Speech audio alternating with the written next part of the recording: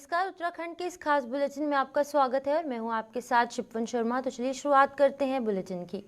उत्तराखंड के मुख्यमंत्री पुष्कर सिंह धामी की अध्यक्षता में मंत्रिमंडल की बैठक हुई। इस कैबिनेट की बैठक में कई मुद्दों पर चर्चा हुई, जिसमें कि समान नागरिक संहिता और महालक्ष्मी योजना पर भी बात की गई, जिसमें ये कहा गया कि मुख्यमंत्री महालक्ष्मी योजना के तहत बालिका के जन्म पर जो किट दी जाती थी, अब वो बच्चों के होने पर दिया जाएगा। वहीं सेवा काल में मृत सरकारी सेवकों की भर्ती नियमावली को लेकर भी चर्चा की गई। बता दें कि धामी कैबिनेट बैठक में किन महत्वपूर्ण प्रस्तावों पर मोहर लगी, आइए देखते हैं।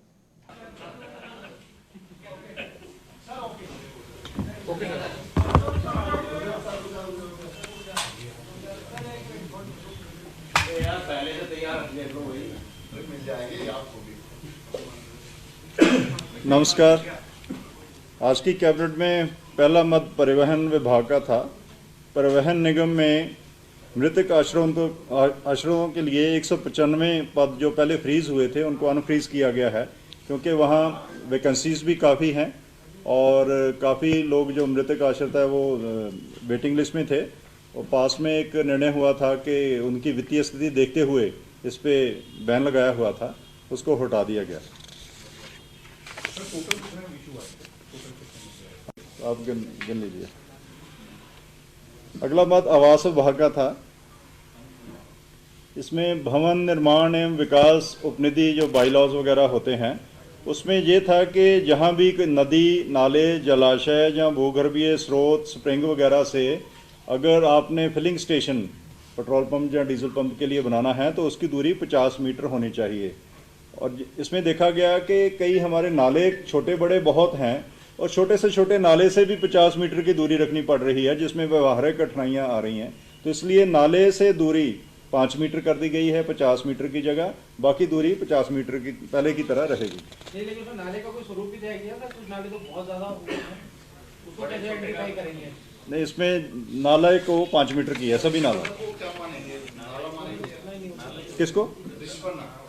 नहीं, ये तो नदी में आएगा। अब वो एक केस तो जहाँ नहीं डिस्कस कर सकते। अगला मत गृह विभाग का था। ये जो सामान्य नागरिक सहायता का कार्य चल रहा है, इसमें समय समय पर काफ़ी आदेश हुए इनके सुचारू रूप से कार्य करने के लिए, और वो मुख्यमंत्री जी के अनुमोदन से हुए। उसको माननीय कैबिनेट को सभी से अवगत कराया गया और उसका अनुमोदन लिया गया। एक औपचारिक मत था जो आदेश जो सीसी इसका कार्यकाल बढ़ाने संबंधी या फिर नहीं, केवल जो अभी तक जो हुआ उसको कैबिनेट को बताया गया और अनुमोदन लिया गया, जो आदेश जारी हुए उनको कार्य करने के लिए। अगला मत वित्त विभाग का है। कर्मचारी सामूहिक बीमा योजना एवं बचत योजना है, जिसमें कर्मचारियों से थोड़ा सा धन लिया जाता है, जैसे 100 रुपया, 200 रुपया, 400 रुपया पे स्केल के अनुसार। और ये काफ़ी पुरानी चली आ रही थी व्यवस्था, और उसमें कुछ उनको इंश्योरेंस भी मिलती है जो कम थी, जो क्योंकि कई साल हो गए इसको, तो उसको बढ़ाने का निर्णय लिया गया। इसलिए जो 100 रुपया था मासिक अभिदान, उसको 350 किया गया, 200 रुपये की बजाय 700 किया गया और 400 की बजाय 1400 किया गया। इसी के अनुसार जो उनकी इंश्योरेंस का वैल्यू है वो भी 1 लाख से बढ़ के 5 लाख, 2 लाख से बढ़ के 10 लाख और 4 लाख से बढ़ के 20 लाख हो जाएगी।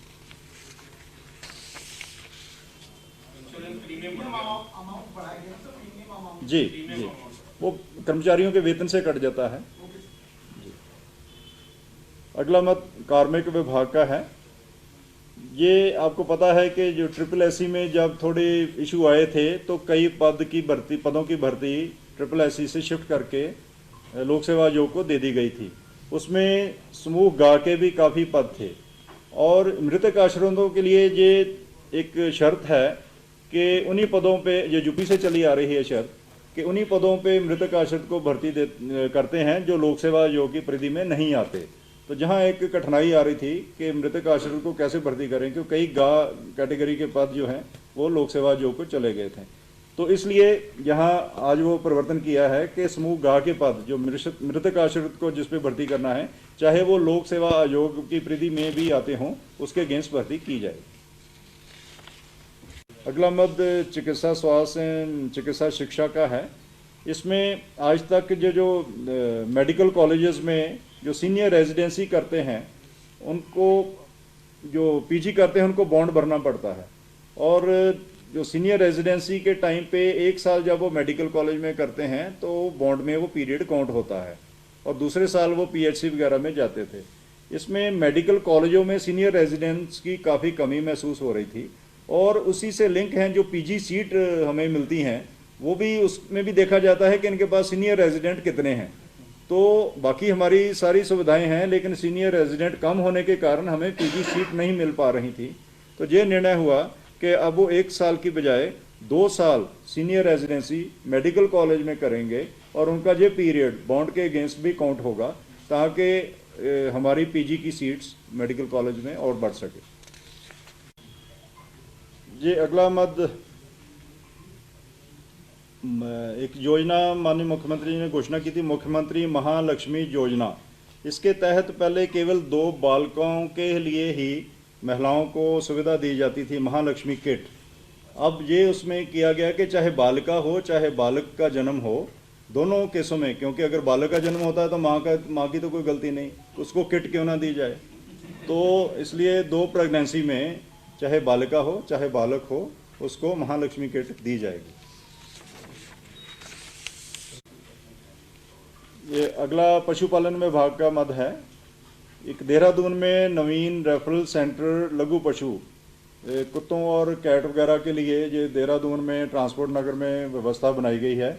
उसमें कुछ इनको कमी पेश आ रही थी, स्टाफ की कमी आ रही थी, उसको आउटसोर्स से 9 पदों का सृजन की कैबिनेट ने स्वीकृति दी है। अगला मद भी पशुपालन विभाग का है। भारत सरकार की एक स्कीम में 60 विकास खंडों में मोबाइल वैन वेटरनरी की ऑपरेट की जा रही है, और हमने सेंटर को मूव किया था कि 35 और दे दें ताकि हम सभी ब्लॉकों में एक चला सकें, लेकिन वो भारत सरकार ने कहा कि उनकी योजना के मुताबिक उत्तराखंड के कोटे में 60 ही आती थी, और सभी ब्लॉक में एक मोबाइल वैन उपलब्ध कराने के लिए जो अवशेष 35 वैनों की ज़रूरत थी, उसको राज्य सरकार अपने बजट से फंड करेगी ताकि हर ब्लॉक में एक वैन हो सके, और इसको 5 वर्ष के लिए एज पायलट चलाया जाएगा। निर्देश माननीय मुख्यमंत्री जी का ये था इसमें कि अगले 7 दिन में सभी विभाग जो भी जितने भी एमओयू हुए हैं सबके साथ संपर्क स्थापित कर लें, और उसके आधार पे कैटेगराइज कर लें कि कौन हमारे ABC कैटेगरी में कैटेगराइज कर लें कि कौन से ऐसे हैं जो इम्पोर्टेंट हैं, रोजगार के लिए हमारे लिए इम्पोर्टेंट हैं, और कौन सीरियस कैंडिडेट, सबको देखते हुए कैटेगराइजेशन कर दिया जाए, और उस कैटेगरी के हिसाब से फिर लोगों से परस्यू हम लोग करें, और ये देख लें कि कई ऐसे हमारे इन्वेस्टमेंट हो सकते हैं जो कि हम लोग 15 फरवरी से पहले पूरे कर सकते हैं। उसको कैटेगराइज करते हुए उसकी समीक्षा दोबारा माननीय मुख्यमंत्री जी करेंगे, ऐसे उसमें निर्देश थे। तो पहले चरण में सभी से हम लोग संपर्क स्थापित कर रहे हैं। ये जैसा कि आपको विदित है कि एक शिथिलीकरण नियमावली हमारी 2010 में बनी थी, बाद में वो 2015 में और 2021 में दोबारा आई। वो पिछले साल जुलाई में 2022 जून तक वो नियमावली थी। तो उसके बाद विभिन्न कर्मचारी संगठनों द्वारा नियमावली दोबारा लाए जाने की डिमांड की जा रही थी, तो उसी के क्रम में ये शिथिलीकरण नियमावली को लाया गया है, जो कि 30 जून 2024 तक के लिए लागू होगी। विजिलेंस की टीम ने एआरटीओ कार्यालय रामनगर में छापेमारी की कार्रवाई की। बता दें कि इस दौरान विजिलेंस की टीम ने कार्यालय में प्रधान सहायक ललित आर्य को 2200 रुपए रिश्वत लेते हुए रंगे हाथों पकड़ा। ये रिश्वत संचालक से ले रहा था। बताया जा रहा है कि ई रिक्शा संचालक द्वारा पूर्व में 9 ई रिक्शा के रजिस्ट्रेशन करवाने के एवज में प्रति ई रिक्शा के हिसाब से 2200 रुपए दिए गए थे। एक ई रिक्शा के पैसे वो नहीं दे पाया था, जिसके एवज में प्रधान सहायक बार बार ई रिक्शा संचालक को फोन कर रहा था, जिसके बाद की ई रिक्शा संचालक ने सतर्कता अधिष्ठान सेक्टर हल्द्वानी से शिकायत की। विजिलेंस की कार्रवाई के बाद मौजूदा दलालों में भी हड़कंप मच गया और दलाल मौके से भाग खड़े हुए।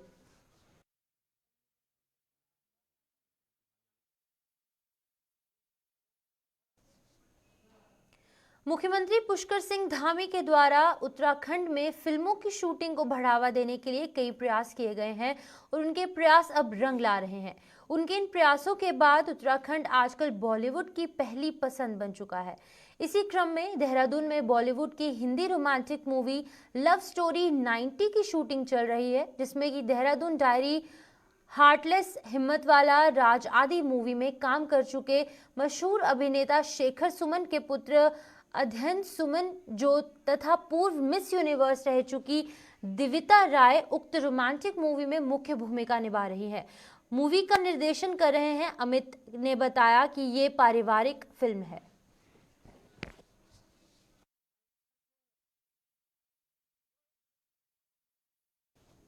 जी, ये मेरी फर्स्टली डेब्यू फ़िल्म है, तो मैं बहुत ही एक्साइटेड हूँ कि मुझे इतना अच्छा किरदार निभाने के लिए मिल रहा है। तो ये मौका ही मेरे लिए बहुत ही बड़ा है।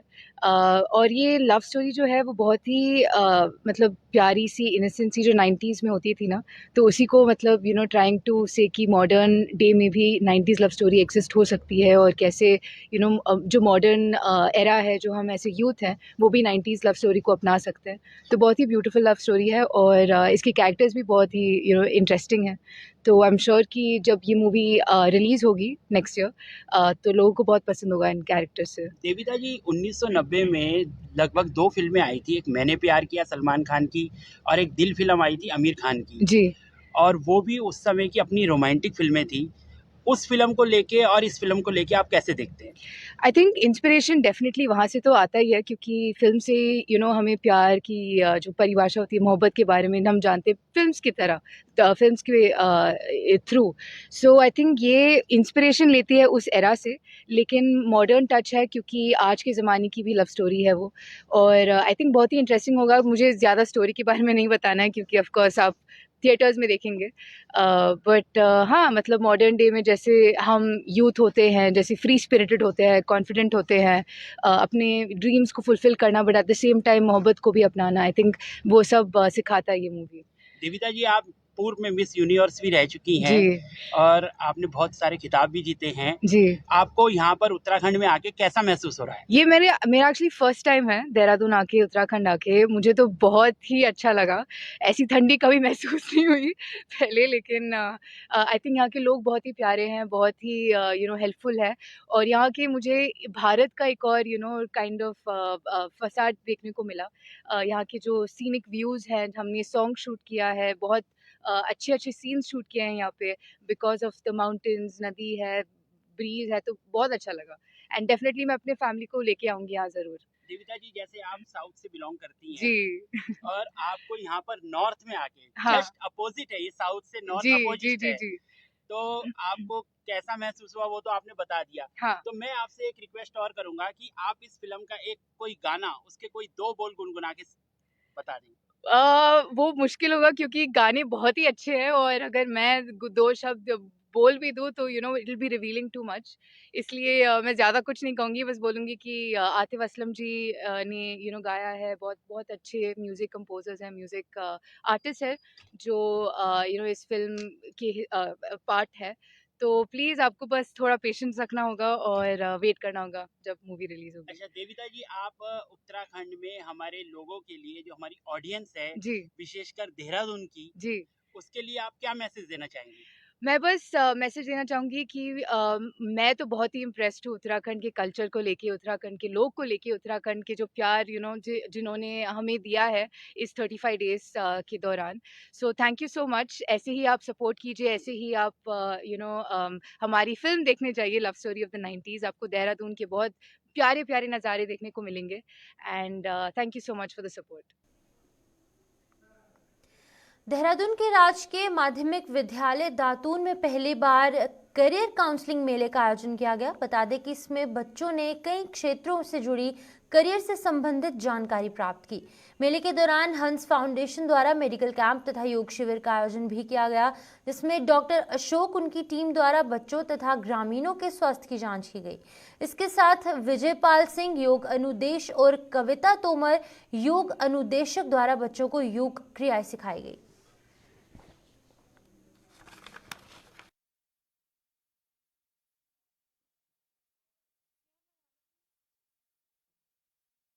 गवर्नमेंट के थ्रू सारे कुछ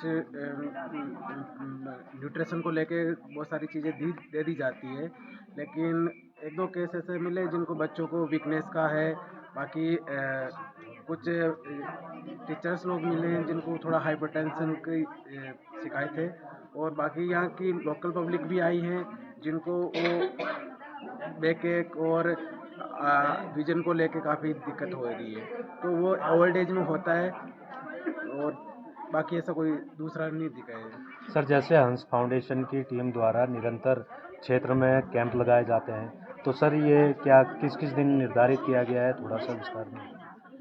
जैसे हमारे ये से इस ब्लॉक सैया के अंदर 4 गाड़ियाँ चलती है, हम अप्रोक्स 100 गांव कवर करते हैं, तो पर्टिकुलर गांव में हमारी डेट फिक्स रहती है और हम पर गांव हर मंथ दो बार विजिट करते हैं। अब स्पेशल कैंप के लिए हम स्कूल या जहाँ पे भी होता है तो हम सबसे प्रिंसिपल वगैरह से परमिशन लेके, या कोई किसी और, जैसे हमारी प्लानिंग है कि अगर जनवरी में हम आई कैंप लगाएंगे तो उसके लिए आसपास के गांव में हम पहले सूचना दे देंगे, जिसको भी जो दिक्कत होती है तो वो लोग वहाँ आके अपना निःशुल्क इलाज कराएंगे। आज जो कार्यक्रम हमारे बीच यहाँ पर हमारे ये दातनू हाई स्कूल में किया गया है, पहला प्रोग्राम तो हमारा ये था कि कैरियर काउंसलिंग प्रोग्राम है हमारा जो रखा गया था आज 22 दिसंबर को, जो समग्र शिक्षा अभियान उत्तराखंड सरकार द्वारा लड़कियों के लिए कैरियर काउंसलिंग के बारे में था, उसके बारे में जानकारी दी गई।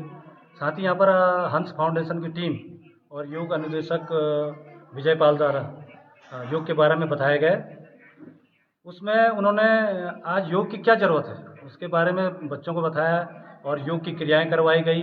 उसके साथ साथ उनकी टीम, जो हमारे डॉक्टर्स की टीम थी यहाँ पर, जो उनके साथ समस्त लोग जो आए थे, उन्होंने बच्चों को आगे कैरियर के बारे में जानकारी दी, किस प्रकार से अपना कैरियर आपने अचीव करना है उसके बारे में जानकारी दी। राजकीय उच्चतर माध्यमिक विद्यालय दातनू में आज एक समग्र शिक्षा अभियान के तहत ये कैरियर काउंसलिंग का कैंप लगा था। इसी दौरान हमारी भी सर से वार्तालाप हुई कि सर हमें भी एक योग का कैंप लगाना है। मैं अभी वर्तमान में बसाया होम्योपैथिक वेलनेस सेंटर में योग अनुदेशक के पद पर हूँ, और मेरे साथ मेरी जो असिस्टेंट है कविता तोमर, वो भी अनुदेशक के पद पर है वहाँ, और हम दोनों ही यहाँ पर आए और यहाँ पे हम लोगों ने योगाभ्यास करवाया। साथ ही यहाँ पर जो कैरियर काउंसलिंग का जो इनका प्रोग्राम था उसमें हंस फाउंडेशन की टीम भी पहुंची थी, जिसमें डॉक्टरों के द्वारा बच्चों को बताया गया कि किस तरीके से मेडिकल फील्ड में भी हम अपना अच्छा कैरियर चुन सकते हैं। और वहीं मेरे द्वारा भी बच्चों को बताया गया कि योग की जो फील्ड है, योग के फील्ड में भी आगे बच्चे अपना कैरियर बना सकते हैं। कौन कौन से गांव में आपके द्वारा इस प्रकार के ये आयोजन किए जाते हैं? सर, ये खतशीली गौथान के जो 14 गांव आते हैं, जो जितने भी गांव आते हैं, ये सब बसाया होम्योपैथिक वेलनेस सेंटर के तहत आते हैं। तो मैं प्रत्येक गांव में, जो अब पलायन हो चुका है गांव से, तो गांव में काफ़ी कम लोग हैं, इसलिए हम लोगों ने स्कूलों को ही चुना है और स्कूलों में हम लोग आए समय कैंप लगाते रहते हैं और योग की जो जानकारी है वो देते रहते हैं। साथ में हमारे जो होम्योपैथिक वेलनेस सेंटर के डॉक्टर है, डॉक्टर घनश्याम मिश्रा, वो भी साथ रहते हैं। आज वो किसी कारणवश यहाँ नहीं आ पाए। किस प्रकार का रिस्पांस मिल रहा है क्या योग को लेकर के? योग को लेके बच्चों में एक अच्छी खासी रुचि देखने को मिलती है और बच्चे बहुत अच्छा करते भी हैं। तो मैं ये चाहूँगा और उत्तराखंड सरकार से ये अपील करता हूँ कि भविष्य में ये जो स्कूल है, स्कूलों में योगाचार्यों के पद निकाले जाए और स्कूलों में उनको तैनाती दी जाए।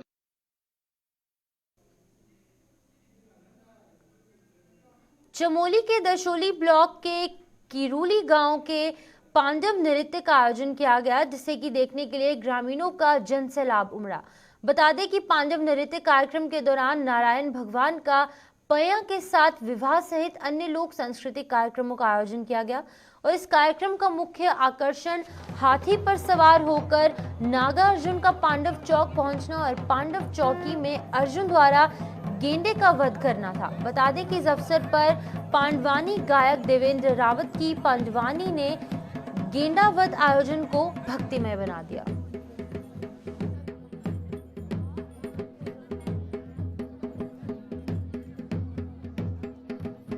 मेरे जिला पंचायत क्षेत्र किरूली में जो पांडव लीला चल रहा है और जो आज गेंडा वध हुआ, उसके गेंडा वध हुआ और बहुत अच्छा आयोजन हुआ। जो कि सफल आयोजन हुआ और सभी लोग को ऐसे पौराणिक चीज़ों को अपनाने धर्म के लिए, हमारे धर्म के लिए ये बहुत अच्छा है और सभी लोग का बहुत बहुत बधाई। पहले पूरे ग्राम सभा का अपने तहे दिल से हार्दिक अभिनंदन करता हूं कि उन लोगों ने सब चीज़ यहाँ पे ऑर्गेनाइज़ किया और अच्छे ढंग से अपने पांडव देवताओं की जो हमारी लोक संस्कृति है उसको बचाए रखने के लिए उन्होंने बहुत अच्छे से प्रयास किया। और यहाँ के जितने भी हमारे युवा साथी हैं उन्होंने बहुत अच्छे ढंग से यहाँ पे मैनेजमेंट किया है और पांडव नृत्य में मुझे बहुत अच्छा लगा।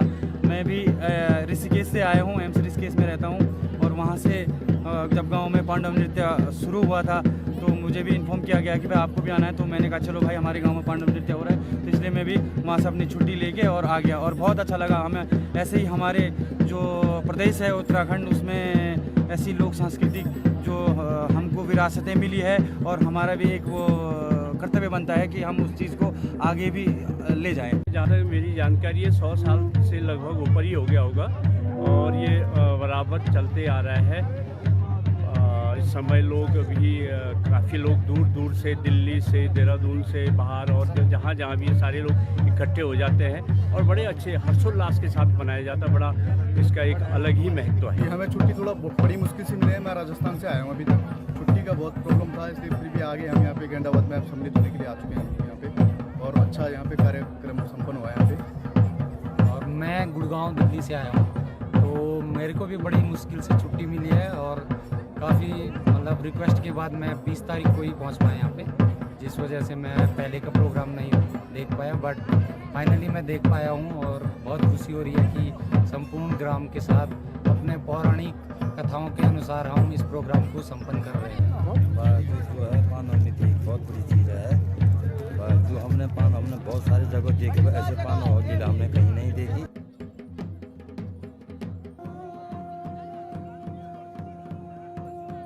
देहरादून भाजपा महानगर अध्यक्ष सिद्धार्थ अग्रवाल और भाजपा युवा मोर्चा की राष्ट्रीय उपाध्यक्ष नेहा जोशी ने संयुक्त पत्रकार वार्ता की, जिसमें कि मोदी है ना कार्यक्रम की रूपरेखा मीडिया के समक्ष रखी गई। बता दें कि मोदी है ना कार्यक्रम के तहत राजधानी देहरादून में 24 दिसंबर को ये अभियान की शुरुआत की जाएगी, जिसमें कि 25,000 से अधिक संख्या में लोग शामिल होंगे और कई वर्गों द्वारा पदयात्रा भी निकाली जाएगी। मोदी है ना संकल्प के साथ ये पदयात्रा निकली, जबकि बता दें कि इस यात्रा का उद्देश्य आने वाले चुनावों में भाजपा को पूर्ण बहुमत के साथ तीसरी बार सत्ता में पहुंचाना है। इसी के साथ साथ उत्तराखंड के कई इलाकों से लोग इस पदयात्रा में शामिल होंगे। देहरादून से एक बहुत बड़े एक अभियान की शुरुआत हम 24 दिसंबर रविवार को करने जा रहे हैं। 25,000 से ज़्यादा संख्या में हमारे युवा, महिलाएं, व्यापारी, विभिन्न वर्गों के लोग उस दिन हमारे साथ एक पदयात्रा करेंगे, जिसमें मोदी है ना का एक संकल्प हम लेकर चलेंगे। और जिस तरीके से मोदी जी हमें एक गारंटी देते हैं, एक सुरक्षा कवच उन्होंने दिया है, उन्होंने हमारा मान सम्मान केवल इस देश में ही नहीं बल्कि पूरे विश्व में बढ़ाया है। तो उत्तराखंड का युवा, उत्तराखंड की मातृशक्ति, उत्तराखंड के विभिन्न वर्गों के लोग उस दिन मोदी है ना का एक संकल्प लेकर देहरादून की सड़कों पर निकलेंगे और एक संकल्प ये भी लेंगे कि आने वाले समय में उत्तराखंड जिस तरीके से मोदी जी पर लगातार विश्वास जताता आया है, चाहे वो कोई भी चुनाव हो, कोई भी अभियान हो, चाहे कोई रेस्क्यू ऑपरेशन भी हो, तो उत्तराखंड को ये विश्वास रहता है। जैसा हमारे गबर सिंह नेगी जी ने उस टनल से निकलकर कहा था कि मुझे पूरा विश्वास था कि मोदी जी है ना। तो उसी कल्पना को लेकर, उसी संकल्प को लेकर देहरादून में हम ये एक भव्य पदयात्रा करेंगे, जिसमें हर वर्ग का समर्थन हमें मिल रहा है। अभी तक 100 से ज़्यादा बैठकें इस देहरादून महानगर में आयोजित की जा चुकी हैं इसकी तैयारी को लेकर। इसमें टिहरी, ऋषिकेश, उत्तरकाशी, कई जगह के युवा, उनके खुद फ़ोन आ रहे हैं और वो भी इस यात्रा में प्रतिभाग करने के लिए आने वाले हैं। एक उत्सव के रूप में आपको देहरादून की सड़कों पे उस दिन एक माहौल दिखेगा और मोदी जी के नेतृत्व में लगातार हम तीसरी बार सरकार बनाएंगे, इसका संदेश भी उस दिन उत्तराखंड से जाएगा। 24 तारीख को प्रातः 10 बजे से एक बड़ी पदयात्रा अपने महानगर देहरादून से पूरे प्रदेश के लिए प्रारंभ होने जा रही है और वो उसके बाद पूरे देश के अंदर जाएगी। आज मैं आपको पूरे विश्वास के साथ ये बात कह सकता हूँ कि 24 तारीख को एक उत्सव का माहौल अपने देहरादून में होने वाला है और युवाओं के साथ साथ विभिन्न वर्गों से लोग इसमें प्रतिभाग करने जा रहे हैं। बड़ी संख्या में हमारी महिलाएं इसमें रहने वाली हैं, बड़ी संख्या में विभिन्न सामाजिक संगठनों से लोग इसमें रहने वाले हैं। और यदि लक्ष्य की बात करूं या व्रत की बात करूं तो वहां कहीं ना कहीं 25,000 से अधिक संख्या में लोग आपको उस दिन दिखेंगे देहरादून की सड़कों पर। पूरे व्यवस्थित तरीके से जो भारतीय जनता पार्टी की रीति नीति है उसके अनुसार ये पद यात्रा उस दिन पूरे देहरादून के मुख्य मार्गों पर चलेगी। पद यात्रा में निकलेंगी जो। तो चलिए उत्तराखंड के इस खास बुलेटिन में इतना ही। आप जुड़े रहिए गुलिस्तान न्यूज़ के साथ। मुझे दीजिए इजाज़त। नमस्कार।